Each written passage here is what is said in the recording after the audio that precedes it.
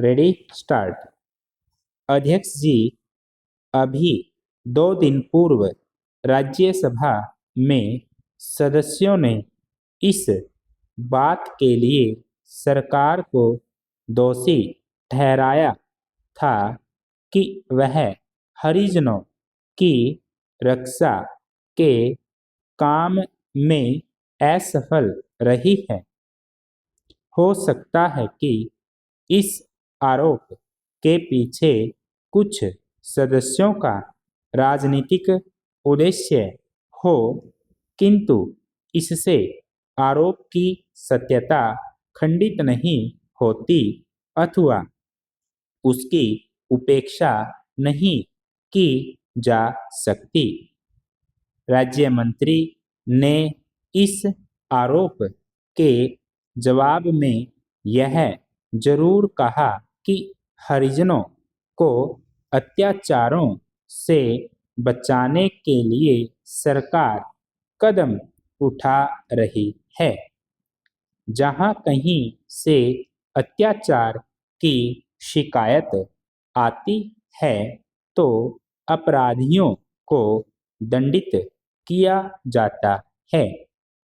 सरकार इस संबंध में कितनी जागरूक है, इसके लिए उन्होंने गुजरात सरकार का यह उदाहरण पेश किया है कि उसने अपने यहाँ यह आदेश जारी कर दिया है कि हरिजनों की सुरक्षा के लिए जिलाधिकारी जिम्मेदार ठहराए जाएं।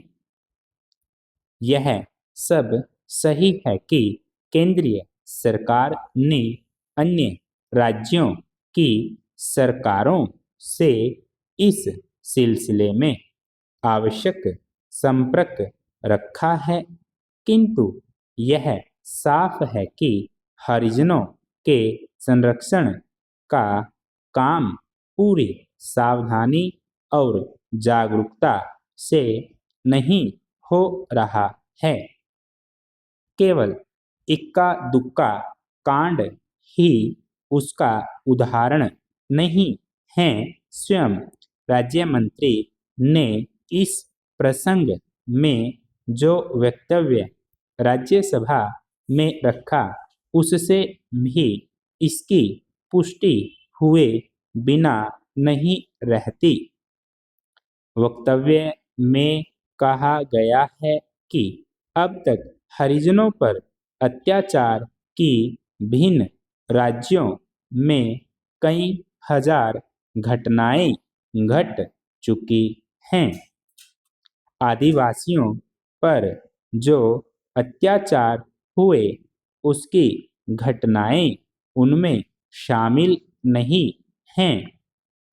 वक्तव्य में यह भी बताया गया है कि सरकार ने इन मामलों के सिलसिले में क्या कदम उठाए, पर यह सब गिनाने से तब तक कोई फायदा नहीं जब तक यह सिद्ध नहीं होता कि हरिजनों पर अत्याचार की घटनाएं कम हो रही हैं।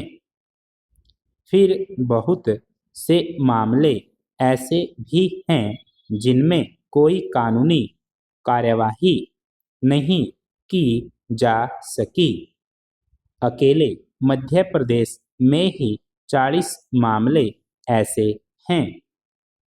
ऐसी सूरत में कार्यवाही संबंधी प्रशासनिक जागरूकता में कैसे विश्वास किया जा सकता है।